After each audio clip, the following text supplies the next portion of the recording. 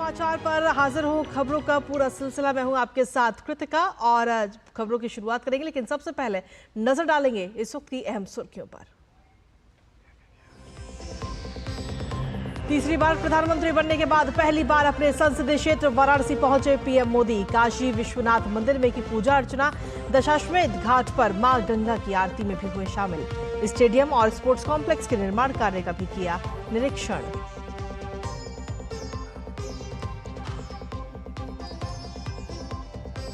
लोकसभा चुनावों में लगातार तीसरी जीत के लिए पीएम मोदी ने काशीवासियों को जताया आभार। कहा, काशी के लोगों ने सिर्फ सांसद नहीं बल्कि तीसरी बार प्रधानमंत्री भी चुना है, इसलिए आप लोगों को डबल बधाई।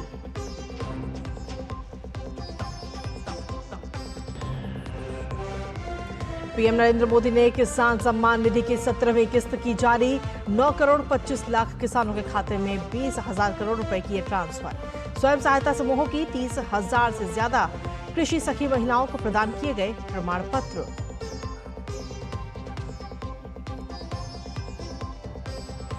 पीएम मोदी का बुधवार को बिहार दौरा। नालंदा विश्वविद्यालय के नए परिसर का करेंगे उद्घाटन और प्राचीन नालंदा विश्वविद्यालय के भग्नावशेष का भी करेंगे अवलोकन। नालंदा विश्वविद्यालय की स्थापना में अहम योगदान देने वाले कुल 17 देशों के राजदूत भी होंगे शामिल।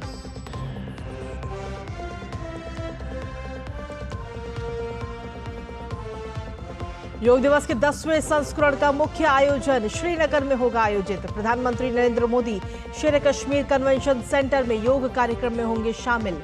योग दिवस की थीम है स्वयं और समाज के लिए योग।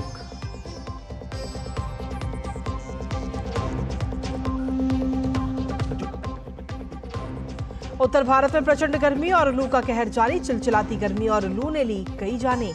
मौसम विभाग ने आने वाले 3 से 4 दिनों में दिल्ली में बारिश की जताई संभावना।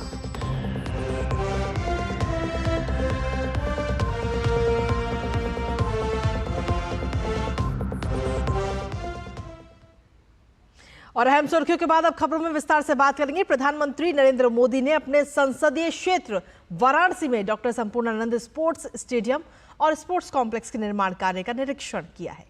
इस दौरान उत्तर प्रदेश के मुख्यमंत्री योगी आदित्यनाथ भी उनके साथ मौजूद रहे। इस बीच प्रधानमंत्री ने स्टेडियम और स्पोर्ट्स कॉम्प्लेक्स की तैयारियों की भी जानकारी ली। प्रधानमंत्री ने सोशल मीडिया पर जानकारी देते हुए कहा कि इस स्टेडियम और स्पोर्ट्स कॉम्प्लेक्स से काशी के युवाओं को बहुत मदद मिलेगी। वहीं लोकसभा चुनाव में लगातार तीसरी बार जीत दर्ज करने के बाद प्रधानमंत्री मोदी पहली बार अपने संसदीय क्षेत्र वाराणसी आज पहुंचे।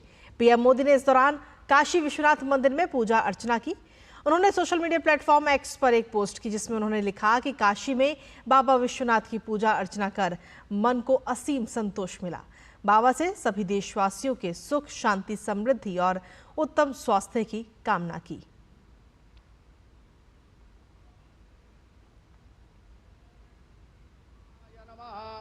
वासुदेवाय नमः, प्रद्युम्नाय नमः, कुरुप्रजाभ्यो भजन्नः पशुभ्यः तिर्भवतु श्रीमन्महागणाधिपतये नमः। लक्ष्मीनारायणाभ्यां उत्तरायणे ग्रीष्मऋतौ महामांगल्यप्रथमासोत्तमे पुण्यपवित्रे शुभे विघ्नता परिसमाप्त्यर्थं महागणपतिस्मरणं च करिष्मुतते नमः। जाते रुद्रशिवा तनूरघोरा पापगासिनी संतमया गिरिसंता विजाकसी जामि भुंगिरिसंत हस्ते विभर्गतवे शिवांगिरिद्रतांकुरुमाहित्वा तमम्बा विजयंधनु कपर्दिनो विशल्यो बाणवान्नुदाहार्याः सादृष्टो मृडत्वांगन्धर्वा आखानस्त्वामिन्द्रस्त्वां बृहस्पति जद्देवे कुत्र्यायुगन्तन्नो अस्तु त्र्यायु।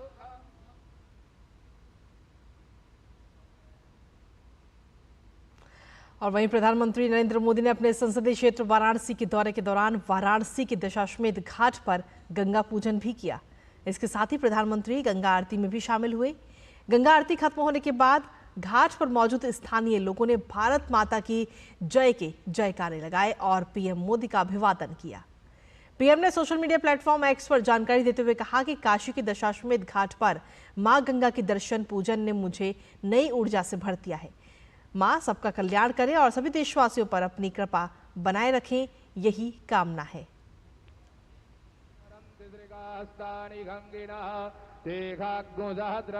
जने बधन्वा निदन्मसि नमः सर्वितार्थाय जगदाधारहि तवे साष्टांगोऽयं प्रणम्यस्तु प्रयत्नेन मया कृता। ओम मध्यात्पुरवचारिदेवं ग्रह गुणगण विशेषण विशिष्टायां जय देव भगीरथ नंदनी मणिधर चकोर चंद्र जय जगन्माता।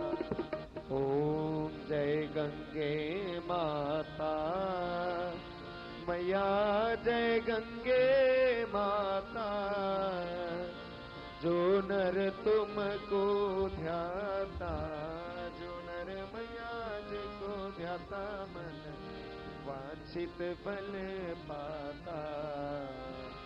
ओम जय गंगे माता। डम डम डम डम निनादव डमर्वयं चकार चंड तांडवम् तनोतु नः शिवः शिवम्। दगद दगद दगद ज्वलल्ललाटमण्डपाम किशोर चन्द्रशेखरे रति प्रदक्षिणम् जटाभुजङ्ग पिङ्गलस्फुरत्फणामणि प्रभा कदन्तु कुङ्कुमद्रव प्रलिप्त दिग्वधू मुखे पदान्त सिन्दूरस्फुरुत्त गुत्तरीय वेदो मनो विनोदमद्भुतं विवर्तु तरल। और वहीं आपको बता दें कि किसानों महिलाओं को सशक्त करने की दिशा में प्रधानमंत्री ने वाराणसी यात्रा में 2 बड़ी पहल आज की है। पहली, किसान सम्मान निधि की 17वीं किस्त जारी की गई और दूसरी 3 करोड़ लखपति दीदी का लक्ष्य हासिल करने की दिशा में 30,000 स्वयं सहायता समूहों को कृषि दीदी का प्रमाण पत्र जारी किया गया।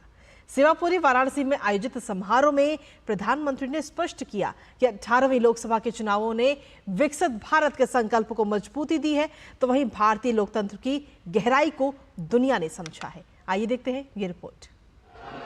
सर्व विद्या की राजधानी है ये प्रधानमंत्री मोदी का संसदीय क्षेत्र है। ये बाबा विश्वनाथ की नगरी है। इस नगरी ने तीसरी बार प्रधानमंत्री नरेंद्र मोदी को अपना प्रतिनिधि चुनकर इतिहास रच दिया। 21वीं सदी में यह पहला मौका और आजादी के बाद दूसरा अवसर है जब लगातार देश ने किसी को तीसरी बार प्रधानमंत्री चुना है। बाबा विश्वनाथ और मां गंगा के आशीर्वाद से काशी वासियों के असीम स्नेह से मुझे तीसरी बार देश का प्रधान सेवक बनने का सौभाग्य मिला है। काशी के लोगों ने मुझे लगातार तीसरी बार अपना प्रतिनिधि चुनकर धन्य कर दिया है। प्रधानमंत्री चुने जाने के बाद नरेंद्र मोदी की वाराणसी की ये पहली यात्रा है।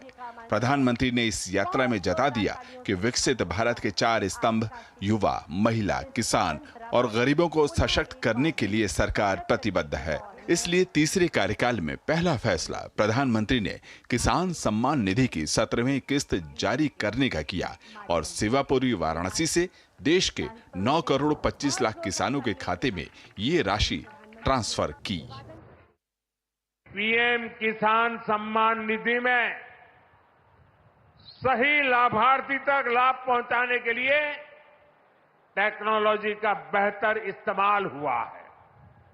कुछ महीने पहले ही विकसित भारत संकल्प यात्रा के दौरान भी 1 करोड़ से अधिक किसान इस योजना से जुड़े हैं। सरकार ने पीएम किसान सम्मान निधि का लाभ पाने के लिए कई नियमों को भी सरल किया है। जब सही नीयत होती है, सेवा की भावना होती है, तो ऐसे ही तेजी से किसान हित के, जनहित के काम होता है। कृषि क्षेत्र में नमो दीदी के अलावा महिलाओं को सशक्त करने और उनकी भागीदारी बढ़ाने के लिए एक और बड़ी पहल की गई है। ये हैं कृषि सखी, जो कृषि को मजबूती तो देंगी ही, साथ ही माताओं और बहनों का सम्मान भी बढ़ेगा। ये पहल 3 करोड़ लखपति दीदियां बनाने की ओर भी बड़ा कदम है। अब हम कृषि सखी के रूप में खेती को नई ताकत मिलते हुए देखेंगे। आज 30,000 से अधिक सहायता समूहों को कृषि सखी के रूप में प्रमाण पत्र दिए गए हैं। अभी 12 राज्यों में ये योजना शुरू हुई है। आने वाले समय में पूरे देश में हजारों समूहों को इससे जोड़ा जाएगा। ये अभियान 3 करोड़ लखपति दीदियां बनाने में भी मदद करेगा। बीते 10 साल में प्रधानमंत्री के नेतृत्व में वाराणसी ने विरासत को सहेजते हुए विकास किया है। किसानों को अपने उत्पाद निर्यात करने के लिए कई सहूलियतों का विकास हुआ है, तो वहीं दुग्ध उत्पादन, पशुपालन के लिए भी कदम उठाए गए हैं। यानी वाराणसी ने ये दिखा दिया कि संतुलित और सर्वस्पर्शी विकास की दिशा कैसी होनी चाहिए। शैलेंद्र मिश्र और हरिकेश बहादुर सिंह के साथ ब्यूरो रिपोर्ट, डीडी न्यूज। और वहीं लगभग 1600 वर्ष पूर्व स्थापित किए गए मूल नालंदा विश्वविद्यालय को विश्व के प्रथम आवासीय विश्वविद्यालयों में से एक माना जाता है। साल 2016 में नालंदा के भग्नावशेष को संयुक्त राष्ट्र विरासत स्थल घोषित किया गया था। पीएम 19 जून को बिहार के राजगीर में नालंदा विश्वविद्यालय के नवीन परिसर का उद्घाटन करेंगे और इस उद्घाटन समारोह में 17 देशों के मिशन प्रमुखों सहित कई प्रतिष्ठित गण भी इसमें शामिल होंगे। आइए देखते हैं ये खास रिपोर्ट। बिहार का नालंदा विश्वविद्यालय प्राचीन शिक्षा का ऐसा केंद्र जिसको आक्रांताओं ने तबाह तो कर दिया था, लेकिन शिक्षा का यह केंद्र एक बार फिर से जन सेवा के लिए, शिक्षा के विश्वव्यापी प्रसार के लिए तैयार खड़ा है। प्रधानमंत्री नरेंद्र मोदी के 19 जून को नालंदा आगमन को लेकर जोर शोर से तैयारी की जा रही है। प्रधानमंत्री राजगीर स्थित अंतर्राष्ट्रीय नालंदा विश्वविद्यालय के कार्यक्रम में शामिल होने आ रहे हैं। वह नालंदा विश्वविद्यालय के नवनिर्मित कैंपस का उद्घाटन भी करेंगे। प्रधानमंत्री नालंदा विश्वविद्यालय के नेट जीरो परिसर का शुभारंभ करने वाले हैं, जो 455 एकड़ में 1749 करोड़ की लागत से बनकर तैयार हुआ है। ये सौर संयंत्र, घरेलू और पेयजल शोधन संयंत्र, अपशिष्ट जल के पुनः उपयोग के लिए जल पुनर्चक्रण संयंत्र, 100 एकड़ जल निकाय और कई अन्य पर्यावरण अनुकूल सुविधाओं के साथ आत्मनिर्भर रूप से कार्य करता है। इसके अलावा प्रधानमंत्री नालंदा विश्वविद्यालय परिसर में पौधारोपण भी करेंगे। मैं समझता हूँ कि बड़ा एक अनूठा दिन है, ये एक बड़ा ही सौभाग्यशाली दिन है। विश्व गुरु बनाने वाले जो हमारा एक प्राचीन नालंदा विश्वविद्यालय था, उसका जो एक नवीनीकरण जो एक प्रकार से किया गया, क्योंकि वो विध्वस्त होने के बाद बड़े अंतराल तक वो बंद रहा, वो शिक्षण नहीं हुआ, संभव नहीं हुआ। वो सारा विश्वविद्यालय जो नालंदा था, जो स्वप्न था, वो हमारे लिए अब साकार हो रहा है। इसमें बहुत बड़े योगदान है। उसमें हमारे माननीय प्रधानमंत्री जी का विजन है, उनका एक गहरी सोच है। विश्वविद्यालय के परिसर में 40 कक्षाओं वाले 2 शैक्षणिक ब्लॉक हैं, जिनकी कुल बैठने की क्षमता 1900 है। इसमें 300 सीटों की क्षमता वाले 2 सभागार हैं। इसमें लगभग 550 छात्रों की क्षमता वाला एक छात्रावास भी है। इसमें अंतर्राष्ट्रीय केंद्र, 2000 व्यक्तियों तक की क्षमता वाला एम्फी थिएटर, फैकल्टी क्लब और खेल परिसर सहित कई अन्य सुविधाएं भी हैं। नालंदा विश्वविद्यालय की परिकल्पना भारत और पूर्वी एशिया शिखर सम्मेलन देशों के बीच एक संयुक्त सहयोग के रूप में की गई है। इस उद्घाटन समारोह में 17 देशों के मिशन प्रमुखों सहित कई प्रतिष्ठित गण भी शामिल होंगे। नालंदा विश्वविद्यालय में अध्ययन कर रहे कई देशों के छात्र छात्राएं भी इस अवसर पर उपस्थित रहेंगे। इस विश्वविद्यालय की स्थापना से नालंदा के गौरवशाली अतीत को पुनर्जीवित करने का प्रयास किया गया है। इस परिसर में विगत सत्र में 26 देशों के बच्चे अध्ययन कर रहे थे, जिनमें उत्तरी और दक्षिणी अमेरिका, अफ्रीका, दक्षिण एशिया और मध्य एशिया के देशों के छात्र शामिल हैं। ये पवित्र भूमि है, शांति और ज्ञान की भूमि है। नालंदा से कुमार आलोक की रिपोर्ट, डीडी न्यूज। और वहीं मंगलवार को दिल्ली में केंद्रीय रक्षा मंत्री राजनाथ सिंह के घर पर एनडीए की नेताओं की अहम बैठक हुई। सूत्रों की माने तो तकरीबन 1.25 घंटे तक चली इस बैठक में लोकसभा अध्यक्ष और उपाध्यक्ष के नाम को लेकर चर्चा हुई। 24 तारीख से शुरू हो रहे संसद सत्र में एनडीए की योजना को लेकर भी बैठक में चर्चा हुई और इस बैठक में विदेश मंत्री डॉक्टर एस जयशंकर, केंद्रीय मंत्री पीयूष गोयल, धर्मेंद्र प्रधान, मनोहर लाल, अन्नपूर्णा देवी के अलावा सहयोगी दलों में से ललन सिंह और चिराग पासवान मौजूद रहे। वहीं गृहमंत्री अमित शाह और पार्टी अध्यक्ष जेपी नड्डा के नेतृत्व में महाराष्ट्र भाजपा कोर ग्रुप की अहम बैठक हुई। इस बैठक में लोकसभा चुनाव के नतीजों के बाद की प्रदेश में स्थिति, जमीनी हकीकत, स्थानीय मुद्दे, संगठन को और ज्यादा मजबूत करने को लेकर चर्चा की गई। गौरतलब है कि आने वाले कुछ महीनों में महाराष्ट्र में विधानसभा चुनाव होने वाले हैं और इसके मद्देनजर पार्टी ने तैयारी भी शुरू कर दी है। इस बैठक में केंद्रीय नेतृत्व के अलावा चुनाव प्रभारी भूपेंद्र यादव और उप चुनाव प्रभारी अश्विनी वैष्णव भी मौजूद रहे। वहीं साथ ही मंगलवार को उपराष्ट्रपति जगदीप धनखड़ ने भारतीय सूचना सेवा ग्रुप ए के 2022 और 2023 बैच के प्रशिक्षु अधिकारियों से मुलाकात की। उपराष्ट्रपति एनक्लेव में आयोजित एक विशेष कार्यक्रम में इन प्रशिक्षुओं उपराष्ट्रपति से अपने प्रशिक्षण अनुभवों को साझा किया।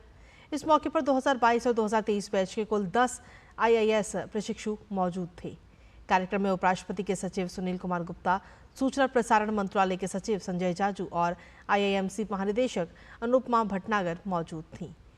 भारतीय सूचना सेवा के प्रशिक्षुओं को उपराष्ट्रपति जगदीप धनखड़ ने संबोधित करते हुए कहा कि वर्तमान वैश्विक परिदृश्य में सूचना का एक नया आयाम बनकर उभरा है और लोकतांत्रिक संस्थानों को मजबूत करने में सूचना प्रवाह का बेहद महत्वपूर्ण योगदान है। उपराष्ट्रपति ने कहा कि गलत सूचनाओं को रोकना और समाज में अंतिम व्यक्ति तक सही सूचना पहुंचाना लोकतांत्रिक संस्थाओं को और मजबूत किया जा सकता है। Nation first has to be our motto. It is not optional. It is the only way out. Ensure that nationalist perspective remains at the heart of information dissemination. Nation's defense is not limited to borders now. It is not defined by conventional warfare now. National security today is an aggregation of myriad attributes. The military is just one part of the pie. Apart from land, air, water, and space, it is information that forms the fifth dimension, the significant dimension, the cutting-edge dimension, disturbing, manipulative, divisive, agenda-driven narratives peddled in our information space by proxies present a real danger to the sovereignty and integrity of our nation. I appeal to you to neutralize the motivated, sinister, pernicious narratives and that attempt to taint and tarnish our democracy and sully our constitutional institutions. और साथ ही इस मौके पर सूचना प्रसारण मंत्रालय में सचिव संजय जाजू ने सूचना सेवा के दायित्व और प्रशिक्षण पर विशेष प्रकाश डाला। उन्होंने कहा कि सूचना सेवा सरकार और जनता के बीच न केवल सेतु का कार्य करती है बल्कि जनता के सलाहकारों की जानकारी भी सरकार तक पहुंचाती है, जिसमें नीति निर्माण और लोकतांत्रिक ताना बाना और मजबूत होता है।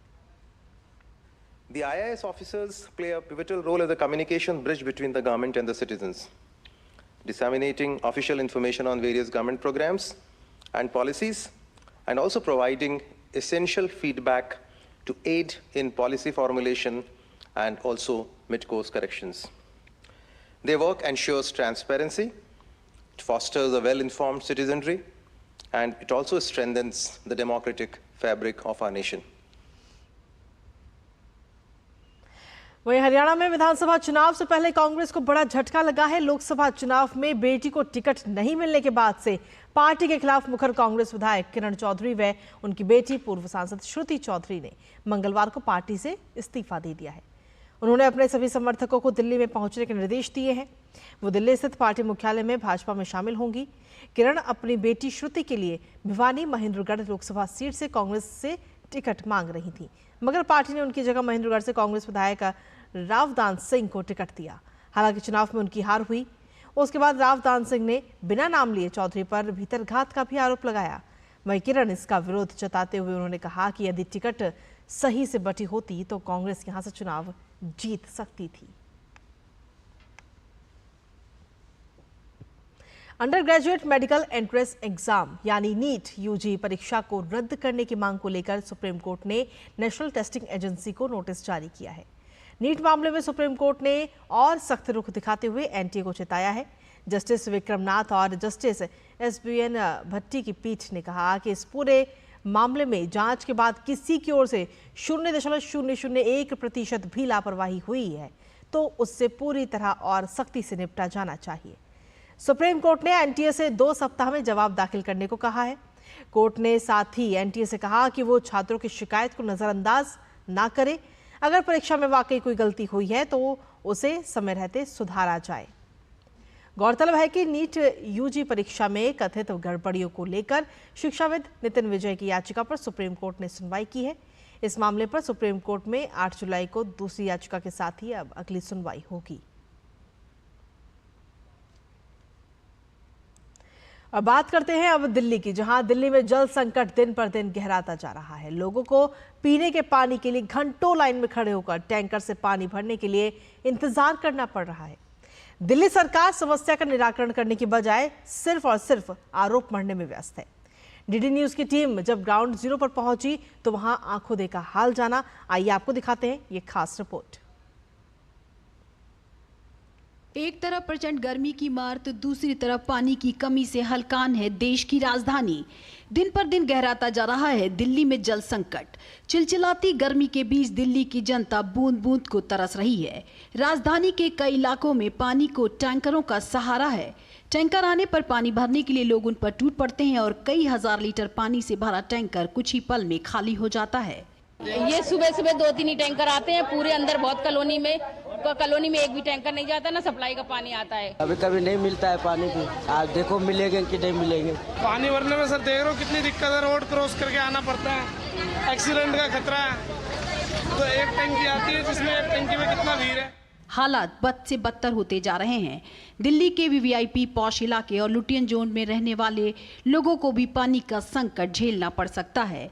ये सरकार पूरी तरह से टैंकर माफिया, टेंडर माफिया और भ्रष्टाचार में डूबी हुई सरकार है। भाजपा लगातार टैंकर माफिया के खिलाफ आवाज उठा रही है। दिल्ली भाजपा अध्यक्ष वीरेंद्र सचदेवा ने दिल्ली सरकार पर पानी की चोरी, बर्बादी और कालाबाजारी का आरोप लगाते हुए कहा कि आम आदमी पार्टी को 600 करोड़ के फायदे पर दिल्ली जल बोर्ड मिला था और आज 73,000 करोड़ के लोन पर है। 600 करोड़ के फायदे में जल बोर्ड मिला था आम आदमी पार्टी को, आज 73,000 करोड़ के घाटे पर है, लोन पर है। इसकी जिम्मेदारी सौरभ भारद्वाज, अरविंद केजरीवाल, राघव चड्ढा और उन सब लोगों पर है जिन्होंने जल बोर्ड को संभाला है। पानी की चोरी, पानी की बर्बादी और पानी की कालाबाजारी, ये इन लोगों का धंधा है। आम आदमी पार्टी सरकार दिल्ली में जल संकट से निपटने के लिए कोई ठोस कदम नहीं उठा रही है। दिल्ली सरकार पानी की कमी के लिए पड़ोसी राज्यों पर सवालिया निशान खड़े करती है। सच्चाई का पता लगाने के लिए डीडी न्यूज की टीम मुनक नहर पहुंची, जो दिल्ली हरियाणा बॉर्डर पर स्थित हरेवाली गांव में है। ये वही मुनक नहर है जिसका पानी दिल्ली में आता है। यहाँ पर आप देख सकते हैं ये वही मुनक नहर है जिस पर दिल्ली सरकार ने सवाल उठाए हुए थे कि हरियाणा पानी नहीं छोड़ रहा है। लेकिन जब हम यहाँ पर पहुँचे हैं तो ये मुनक नहर के अंदर पूरा पानी भरा हुआ है और ये पूरा पानी दिल्ली की तरफ जा रहा है। हम इस पुलिया पर मौजूद हैं और इस पुलिया से आप मेरे दाहिनी ओर देखेंगे तो ये जो रास्ता है दिल्ली की तरफ जा रहा है और दिल्ली की तरफ ये पूरा पानी जा रहा है। आप इसके किनारों को भी देख सकते हैं किस तरह से पानी पूरा भरा हुआ है। पर्याप्त मात्रा में हरियाणा की तरफ से पानी दिल्ली के अंदर आ रहा है। अब सवाल ये उठता है कि आखिर दिल्ली के अंदर पानी की कमी क्यों रही है, जब मुनक नहर के अंदर दिल्ली के अंदर पर्याप्त मात्रा में पानी आ रहा है। दिल्ली हर साल मुश्किल दौर से गुजरती है। इस साल भी दिल्ली की जनता पानी के लिए त्राही त्राही कर रही है, लेकिन दिल्ली सरकार पानी के डिमांड और सप्लाई के बीच तालमेल बिठाने की जगह बयानबाजी में जुटी है। हरियाणा बॉर्डर से गिरीश निशाना के साथ ब्यूरो रिपोर्ट, डीडी न्यूज।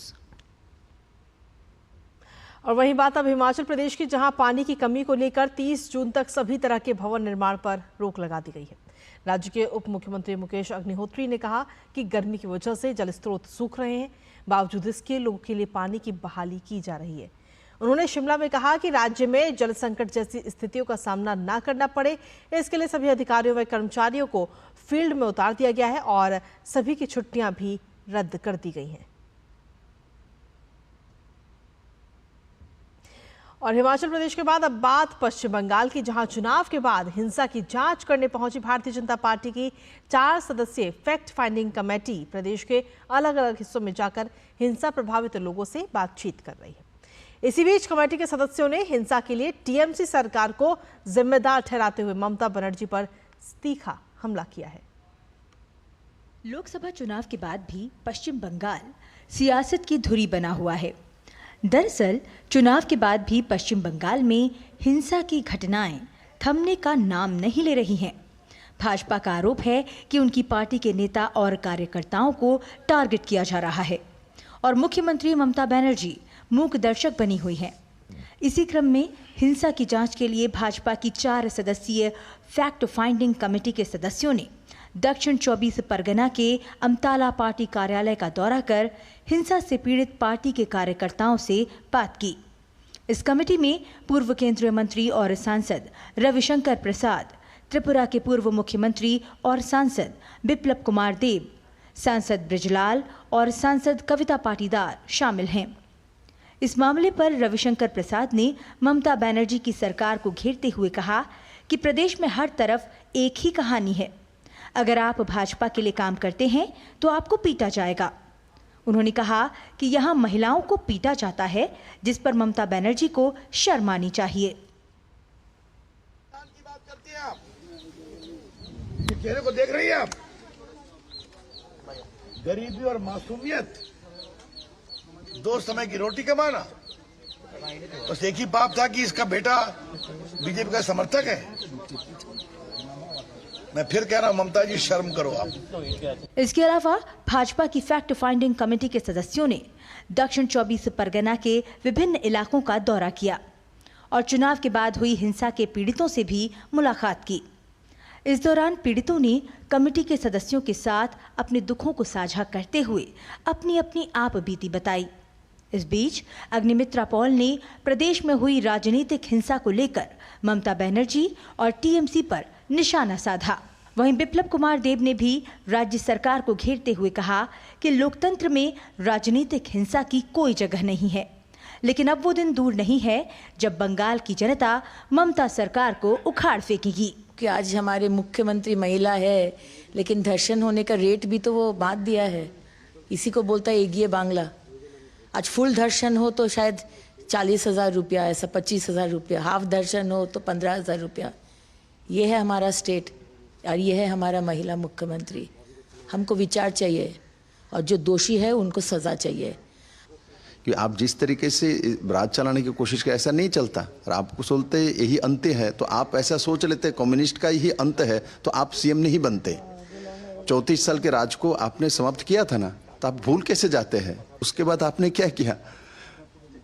जो कम्युनिस्ट ने नहीं किया, जो बाकी था वो आपने पूरा किया है। गौरतलब है कि प्रदेश में चुनाव के बाद हुई हिंसा को लेकर भाजपा ने फैसला किया था कि वह अब राजनीतिक हिंसा की खुद ही जांच करने वाली है और इसी के तहत पार्टी अध्यक्ष जेपी नड्डा ने हिंसा की जांच के लिए एक कमेटी गठित की है, जो जल्द ही अपनी रिपोर्ट सौंपेगी।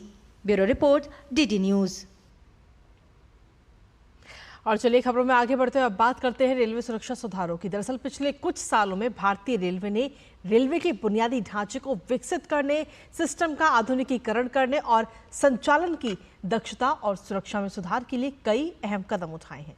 भारतीय रेलवे ने बीते सालों में कई सुरक्षा उपाय लागू किए हैं, जिससे ट्रेन संचालन की सुरक्षा में महत्वपूर्ण सुधार हुआ है। ट्रेन दुर्घटनाओं में कमी आना इसी बात का प्रमाण है। सुरक्षा सुधारों का पूरा ब्यौरा की अगर हम बात करें तो सुरक्षा से जुड़े कामों पर खर्च 2004 से लेकर 14 में 70,000 के करीब था। तो वहीं ट्रैक के नवीनीकरण पर खर्च 2004 से लेकर 14 में 47,018 करोड़ रुपए था। और उसके बाद की अगर बात करें, जो कि 2014 से लेकर 24 में 1,09,659 करोड़ रुपए हो गया, यानी कि खर्च 2.33 गुना बढ़ गया है। वेल्थ फेलियर्स 2013-14 में 3,699 से कम करके 2023-24 में 481 हो गए हैं। रेल फ्रैक्चर्स 85% कम हो गए, 2013-14 में 2,548 से घटकर 23-24 में 383 हो गए। रेलवे क्रॉसिंग करने वाली सड़कों को हटाने पर खर्च 2004 से 14 में 5,726 करोड़ रुपए से बढ़कर के अब 2014 से 24 में 36,699 करोड़ रुपए पर पहुंच गया, यानी 6.4% की बढ़ोतरी इसमें भी की गई है। अनमैन्ड लेवल क्रॉसिंग गेट्स की अगर हम बात करें तो 31 मार्च 2014 को 8,948 थे, लेकिन अब 0 हो गए, यानी कि इसमें 100% सुधार हुआ है। रोड ओवरब्रिज का निर्माण 2.9 गुना बढ़ गया, 2004 से 14 में 4,148 से बढ़कर 11,945 हो गए। ब्रिज सुधार पर खर्च 2004 से 14 में 3,919 करोड़ रुपए था और 14 से 24 में 8,008 करोड़ रुपए हो गया।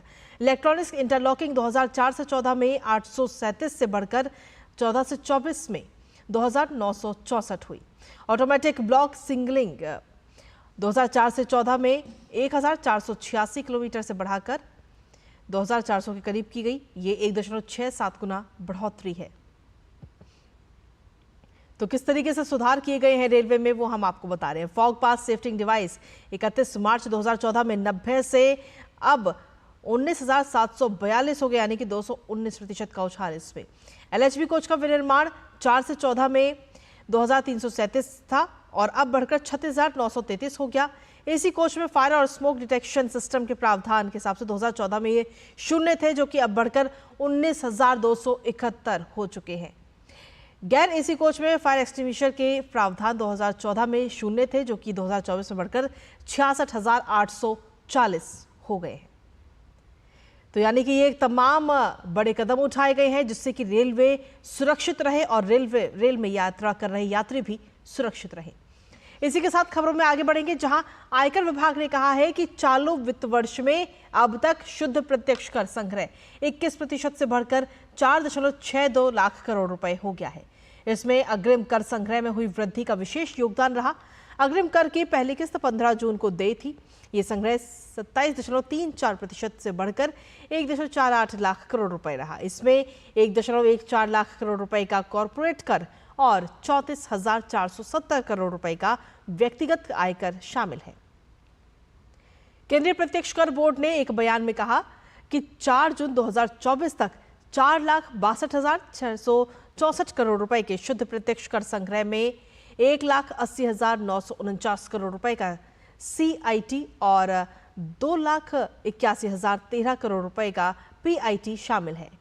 वित्त वर्ष 2024-25 में 17 जून तक 53,322 करोड़ रुपए का रिफंड भी जारी किया गया। ये पिछले साल इसी अवधि के दौरान जारी किए गए रिफंड से 34% ज्यादा है। इस साल 1 अप्रैल से 17 जून के दौरान प्रत्यक्ष करों का सकल संग्रह सालाना आधार पर 22.19% बढ़कर 5.16 लाख करोड़ रुपए रहा।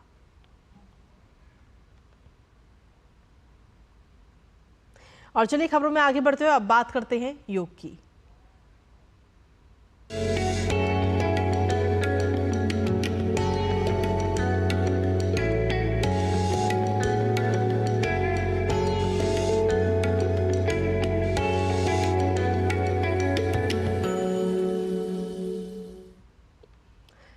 दरअसल इस साल 10वें अंतर्राष्ट्रीय योग दिवस का मुख्य आयोजन श्रीनगर के शेर-ए-कश्मीर इंटरनेशनल कन्वेंशन सेंटर में आयोजित होगा। प्रधानमंत्री नरेंद्र मोदी 10वें अंतर्राष्ट्रीय योग दिवस के मुख्य समारोह में हिस्सा लेंगे और इस साल अंतर्राष्ट्रीय योग दिवस की थीम है स्वयं और समाज के लिए योग। योग दिवस पर आयोजित एक संवाददाता सम्मेलन में केंद्रीय आयुष मंत्री प्रताप राव जाधव ने सामान्य योग प्रोटोकॉल पुस्तक ब्रेल का लोकार्पण किया है। आइए देखते हैं इसी पर आधारित ये रिपोर्ट।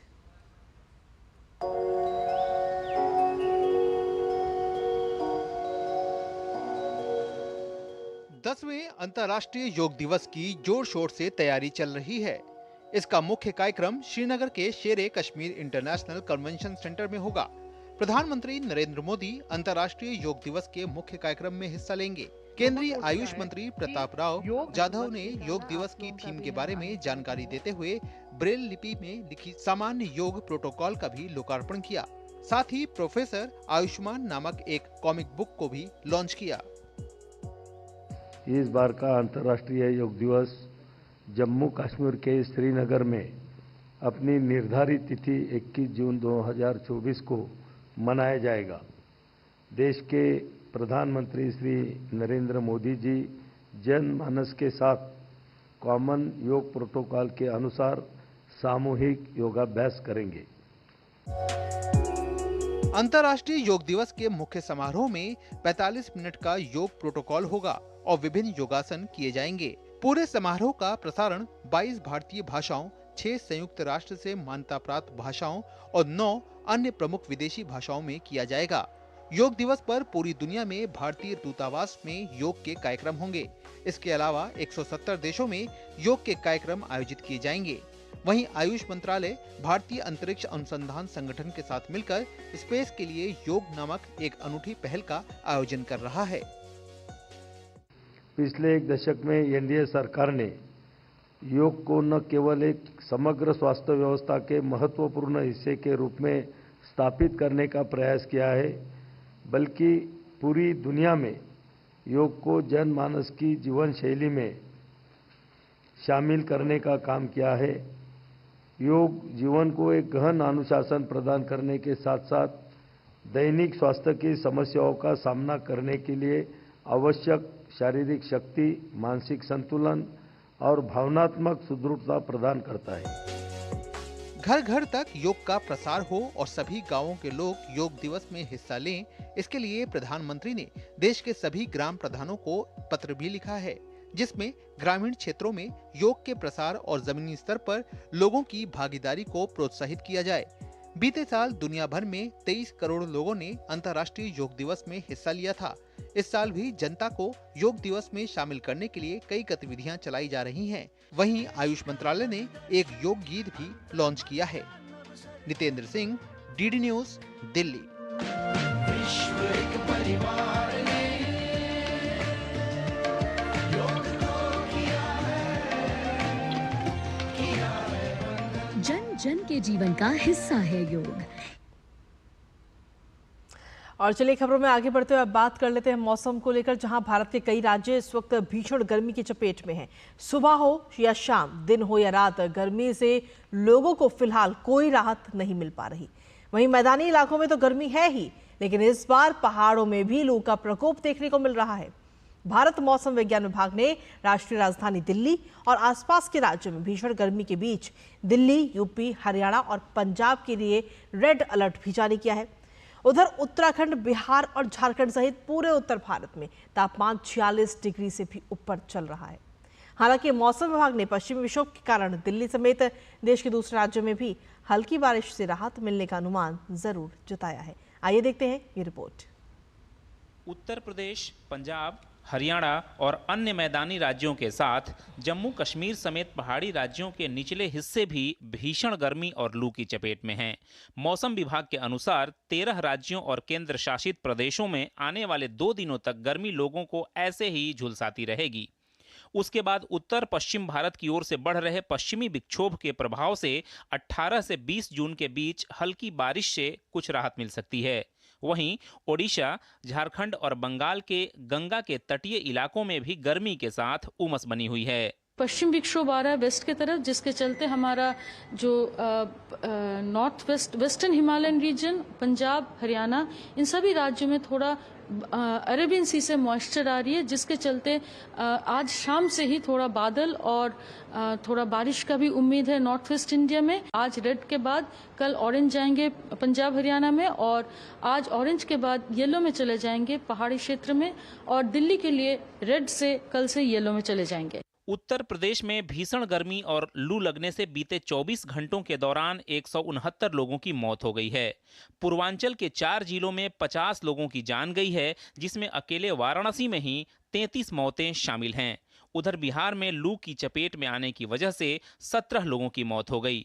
मौसम विभाग ने बिहार के कई जिलों में अगले 72 घंटों के लिए हीट वेव की चेतावनी जारी की है। प्रदेश का सर्वाधिक अधिकतम तापमान औरंगाबाद में 46.9 डिग्री सेल्सियस दर्ज किया गया। मौसम विज्ञान केंद्र के अनुसार अगले 2 दिनों में प्रदेश के अधिकतम तापमान में भी 2 से 4 डिग्री तक कमी आने की संभावना जताई गई है। पंजाब के बठिंडा और हरियाणा के जिंद जिले के पिंडारा में तापमान सबसे अधिक 46.9 डिग्री सेल्सियस दर्ज किया गया। चंडीगढ़ में 44.5 डिग्री, पंजाब के फरीदकोट में 46 डिग्री और पठानकोट में 45.8 डिग्री रिकॉर्ड किया गया। हरियाणा के फरीदाबाद और सिरसा में लू का सबसे अधिक प्रभाव रहा। फरीदाबाद में पारा 46.6 डिग्री और सिरसा में 46.2 डिग्री तक चढ़ गया। उधर पहाड़ी क्षेत्रों में भी लोग गर्मी से बेहाल हैं। जम्मू के कठुआ में अधिकतम तापमान 44.8 डिग्री और न्यूनतम तापमान 28.6 डिग्री दर्ज किया गया। हिमाचल प्रदेश के 9 जिले सिरमौर, मंडी, ऊना, बिलासपुर, हमीरपुर, शिमला, सोलन, कांगड़ा और कुल्लू भी लू की चपेट में हैं। ऊंचाई वाले क्षेत्र हैं जैसे शिमला, धर्मशाला, मंडी और कुल्लू वगैरह, यहाँ पर हीट वेव चली हुई और कल तक जारी रहने की संभावना बनी हुई है। तापमान सामान्य से 6 से 8 डिग्री तक अधिकांश स्थानों पर अधिक चल रहे हैं। मौसम विभाग के मुताबिक तपिश और भयंकर हीट वेव से लोगों को अगले सप्ताह थोड़ी राहत मिलने की उम्मीद है। Bureau report, DD news. और वहीं उत्तराखंड में आगामी 21 जून को 10वें अंतर्राष्ट्रीय योग दिवस की तैयारियां जोरों शोरों से चल रही हैं। तो वहीं योग नगरी ऋषिकेश में साल भर देश विदेश से लोग योग करने के लिए आते हैं। ऋषिकेश में परमार्थ निकेतन के अध्यक्ष स्वामी चिदानंद सरस्वती ने कहा कि योग रोजाना करना चाहिए और इस बात को अब विश्व स्तर पर लोग जान भी चुके हैं। दुनिया ने भारत की इस देन को स्वीकार किया है और एक सुखी, स्वस्थ और निरोगी जीवन जी रहे हैं। मुझे लगता है कि ये 10वां अंतर्राष्ट्रीय योग दिवस अपने आप में एक मील का पत्थर है। पहले योग केवल सत्संग रूम में या छोटे से कमरे में होता था या बंद कुटियाओं में होता था। जब से भारत के ऊर्जावान, तपस्वी, यशस्वी प्रधानमंत्री जी ने योग को अपने जीवन का अंग बनाया और साधना करते करते उसके लाभ से खुद को परिचित कराया कि यस इट वर्क्स, एंड पता लगा कि योगा इज़ द वे, तब उन्होंने यूनाइटेड नेशंस में जब प्रस्ताव रखा, 177 देशों ने थोड़े ही समय सीमा के अंदर उसको पास किया। और सच मानिए पिछले 10 वर्षों में योग केवल कुछ लोगों का नहीं, अब तो लगता है कि जहाँ जाओ वहाँ योग है। तो आपको बता दें कि 21 जून को अंतर्राष्ट्रीय योग दिवस पूरे देश नहीं बल्कि पूरे विश्व भर में मनाया जाएगा और इस बार 10वां अंतर्राष्ट्रीय योग दिवस है, जिसकी थीम भी इस बार कुछ अलग ही रखी गई है। लेकिन कुल मिलाकर अगर देखा जाए तो पूरे देश और दुनिया में इस वक्त इसका प्रचार प्रसार भी किया जा रहा है, साथ ही तैयारियां जोरों शोरों से इसको लेकर चल रही हैं। और वहीं साध्वी भगवती सरस्वती ने कहा है कि परमार्थ निकेतन में 21 जून को वृहद स्तर पर योग किया जाएगा। उन्होंने बताया कि वैसे तो प्रतिदिन ही योग यहाँ पर किया जाता है, लेकिन परमार्थ निकेतन में योग दिवस से 10 दिन पहले ही सुबह 6 से 7 बजे तक योग क्लास शुरू की गई है। उन्होंने कहा कि योग है तो हम हैं, नहीं तो कुछ नहीं है। यहाँ ऋषिकेश योग नगरी है। This is the land of the sages and the saints and the rishis. This is the land of yoga. It's the land of transformation, of awakening, of healing. और सबके लिए मैं देख रही हूँ यहाँ परमार्थ निकेतन में, ऋषिकेश में, कि रोज पूरा विश्व के लोग आते हैं योग सीखने के लिए, but not just सीखने के लिए. They are learning yoga and they are becoming yoga. Yoga is transforming their lives.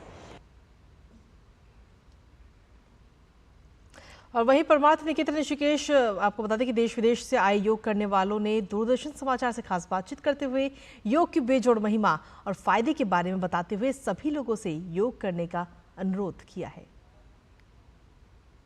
The reason I wanted to come to Rishikesh specifically to study yoga is because in the West I think yoga has been very far removed from its original roots. This is my first time in India. It's the first time at this ashram. I've come here to deepen my yoga experience. For me, yoga is life. It's allowed me to go into deeper aspects of myself to discover further of who I am. To me, yoga it's a science for living. It teaches us how to, as it says, to unite and to live in that unity. And you look around in the world today and there's so much disharmony, so much disease, and this all comes from this separation from the reality of who we are, that is one with the divine. And so for me, I aspire every day to live every moment moving towards unity, towards yoga. I just come to Rishikesh, yoga capital in the world, because I really want to detox my body and go further the Western habits. So I just come to India. Because yoga is union. So my Seva service here is giving art classes to the Rishi Kumaras and also working media with my gurus Sadhguruji and Swamiji. Importance of yoga in the whole world. This beautiful science, this sacred way of living that has been around for so many years, kept by our saints, our rishis, our sages, and now practiced all over the world with so many benefits, not only physical but also mental, emotional, energetic benefits. और जैसे कि योगा अंतर्राष्ट्रीय योग दिवस 21 जून हम मनाने जा रहे हैं और मैं बहुत खुश हूँ कि इस बार का योगा के theme yoga for women empowerment है, तो इस चीज़ के लिए मैं बहुत खुश हूँ। देखा जाए योगा के बारे में, महिलाओं के लिए योग क्यों ज़रूरी है, अगर देखा जाए तो आजकल जो हमारा लाइफस्टाइल है बिल्कुल चेंज हो गया है। महिलाओं को बहुत सी दिक्कतें आ रही हैं, चाहे वो हार्मोन्स की हो, चाहे वो कमर दर्द की हो, चाहे बहुत सी, मगर इसका हम इलाज योगा के द्वारा कर सकते हैं। और चलिए खबरों में आगे बढ़ते हुए बात करेंगे बिहार की, जहां अररिया में बकरी नदी में अचानक से जलस्तर बढ़ने के कारण उस पर बना हुआ निर्माणाधीन पुल ध्वस्त हो गया। सिकटी प्रचंड क्षेत्र के पड़रिया घाट पर पुल का निर्माण किया गया था। इस पुल का निर्माण करीब 12 करोड़ रुपए की लागत से किया गया था। नदी में पानी बढ़ने के बाद पुल के तीनों पिलर नदी में समा गए, जिसके कारण पूरा पुल ही गिरकर नदी में बह गया।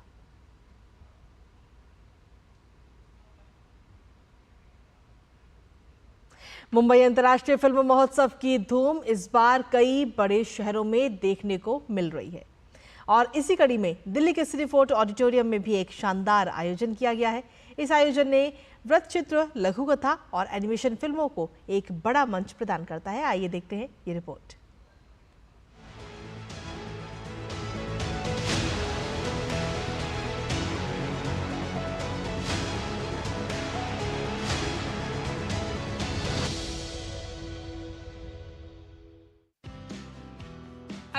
Mumbai international film festival 2024 Mumbai के साथ साथ पहली बार मुंबई इंटरनेशनल फिल्म फेस्टिवल की स्क्रीनिंग और रेड कारपेट कार्यक्रम 5 शहरों मुंबई, कोलकाता, चेन्नई, पुणे और दिल्ली में एक साथ आयोजित किया जा रहा है। MIFF नॉन फिक्शन और एनिमेशन शैली में सर्वश्रेष्ठ कार्यों का जश्न मनाता है और उन्हें पुरस्कृत करता है और अंतर्राष्ट्रीय फिल्म निर्माता और भारत के फिल्म निर्माताओं को भाग लेने के लिए आमंत्रित करता है। बहुत पॉजिटिव है, लोग देख के सीख रहे हैं कि क्या नया ग्राफिक्स में उनको चेंजेस मिल रहे हैं, साउंड्स में, डायरेक्टिंग फील्ड में उनको कैसे वो करना है, डॉक्यूमेंट्रीज में, फिक्शंस में, तो काफ़ी अच्छा रिस्पांस सुनने को मिला हमें जैसे क्राउड से और यंग क्राउड से बेसिकली मैं ज़्यादा बोलूँगी। They enjoyed a lot after documentary, seeing the documentary, तो इट वाज गुड। दिल्ली के श्री फोर्ट ऑडिटोरियम में लगातार फिल्मों की स्क्रीनिंग जारी है और दिल्ली वासी श्री फोर्ट ऑडिटोरियम में दुनिया की बेहतरीन डॉक्यूमेंट्रीज का लुत्फ उठा रहे हैं। मैं मुंबई इंटरनेशनल फिल्म फेस्टिवल में देखने आया था डॉक्यूमेंट्री, जो कि अलग अलग जगह की है। और यहाँ पे ना आज मैं हिमाचल के बारे में देख रहा था कि कैसे लोग उतने सारे ये बर्फ़बारी होती है तो वहाँ पे कैसे लोग एक दूसरे को एक्सप्लेन करते, कैसे उन लोगों का रहन सहन होता है और कैसे वो सरवाइव करते हैं। डॉक्यूमेंट्री फिल्म जगत का एक प्रमुख अंतर्राष्ट्रीय कार्यक्रम है मुंबई इंटरनेशनल फिल्म फेस्टिवल। इस बार के संस्करण में आयोजकों को 59 देशों से 61 भाषाओं में रिकॉर्ड 1018 फिल्में प्राप्त हुई। 3 चयन समितियों द्वारा कुल 102 फिल्मों का चयन किया गया, जिसमें प्रसिद्ध फिल्म विशेषज्ञ शामिल हैं। साथ ही Mumbai international film festival prism की 16 फिल्में भी इसमें शामिल हैं। 60 देश फिल्मों और कार्यक्रमों के माध्यम से हिस्सा ले रहे हैं। इस वर्ष पहली बार डॉग फिल्म बाजार की शुरुआत हुई। डॉग फिल्म बाजार का आयोजन पहली बार किया जा रहा है, जिसका उद्देश्य फिल्म निर्माताओं को अपनी परियोजनाओं के लिए खरीदार, प्रायोजक और सहयोगी खोजने के लिए एक मंच प्रदान करके फिल्म निर्माण को बढ़ावा देने में मदद करना है। मुंबई इंटरनेशनल फिल्म फेस्टिवल, जहां भारतीय फिल्म निर्माताओं और अंतर्राष्ट्रीय फिल्म निर्माताओं को एक प्लेटफॉर्म दिया जा रहा है, जहां वो अपनी प्रतिभा दिखा रहे हैं। साथ ही साथ दिल्ली वालों को वो फिल्में देखने को मिल रही हैं जो आमतौर पर नहीं देखी जा सकती। मुंबई इंटरनेशनल फिल्म फेस्टिवल में जो डॉक्यूमेंट्रीज फिल्में शामिल हैं, वो संभावनाओं, भावनाओं और मानवीय संबंधों को सटीक और प्राकृतिक तरीके से प्रदर्शित करने में महत्वपूर्ण भूमिका निभाती है और दर्शकों को बेहतरीन फिल्में देखने का मौका देती है। रेशमा की रिपोर्ट, डीडी न्यूज।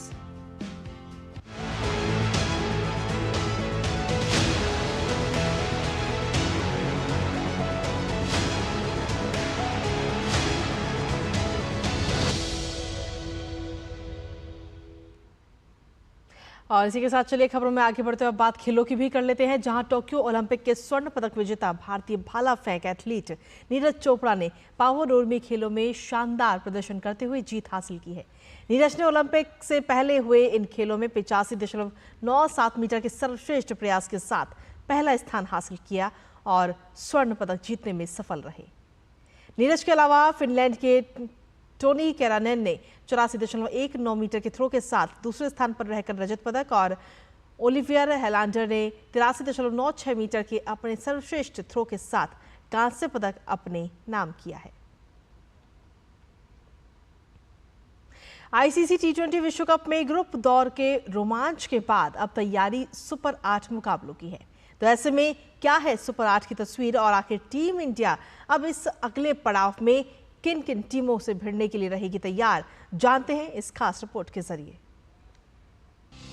अमेरिका और वेस्टइंडीज में खेला जा रहा आईसीसी टी20 विश्व कप अब अपने दूसरे पड़ाव पर आ पहुंचा है, जो कि सुपर 8 है। यानी ग्रुप दौर से टॉप 8 टीमें अब भिड़ने के लिए तैयार हैं। सुपर 8 की गणित को समझा जाए तो ये इस प्रकार है। 8 टीमों को 4-4 के 2 ग्रुप में बांटा गया है। सुपर 8 में सभी टीमें अपने ग्रुप की अन्य 3 टीमों से टकराएंगी। सुपर 8 में जगह बनाने वाली टीमों पर गौर करें तो ये इस प्रकार है। ग्रुप ए से भारत और अमेरिका, ग्रुप बी से ऑस्ट्रेलिया और इंग्लैंड, ग्रुप सी से अफगानिस्तान और वेस्टइंडीज, ग्रुप डी से दक्षिण अफ्रीका और बांग्लादेश। अब सुपर 8 के पहले ग्रुप पर गौर करें तो यहाँ भारत, ऑस्ट्रेलिया, अफगानिस्तान और बांग्लादेश हैं। वहीं सुपर 8 के दूसरे ग्रुप में वेस्टइंडीज, अमेरिका, इंग्लैंड और दक्षिण अफ्रीका हैं। भारत की बात करें तो टीम इंडिया सुपर 8 मुकाबले की शुरुआत 20 जून को अफगानिस्तान के खिलाफ करेगी, जबकि 22 जून को टीम बांग्लादेश से भिड़ेगी। वहीं 24 जून को भारतीय टीम का सामना ऑस्ट्रेलिया से होगा।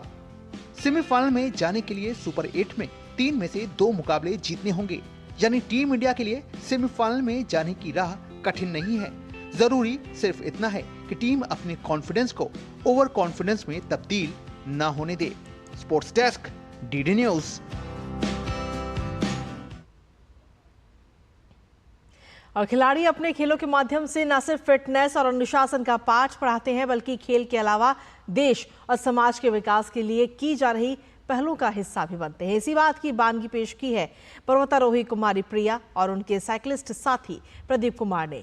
इन दोनों खिलाड़ियों ने पहाड़ों को कचरा मुक्त करने, महिलाओं के स्वास्थ्य, मेंस्ट्रुअल हाइजीन और उनकी शिक्षा को लेकर जागरूकता फैलाने के उद्देश्य से उत्तर पूर्व के राज्यों में एक साइकिल यात्रा निकाली।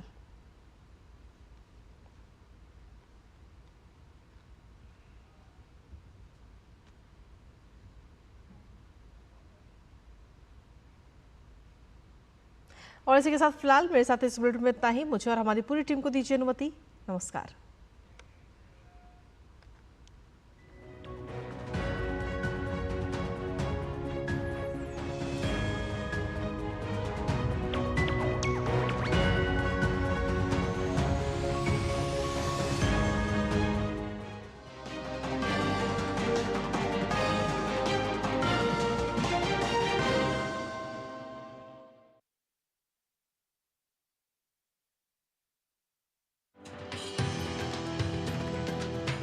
भारत ने विश्व को दिया योग।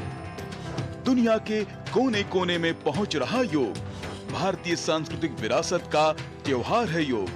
शांति, शक्ति और संतुलन का संगम है योग। रोग मुक्ति का माध्यम है योग। शरीर को फिट रखने का साधन है योग। अंतर्राष्ट्रीय योग दिवस 21 जून। देखिए देश और दुनिया के हर हिस्से से योग के विविध रंगों की महा कवरेज सिर्फ डीडी न्यूज पर लगातार।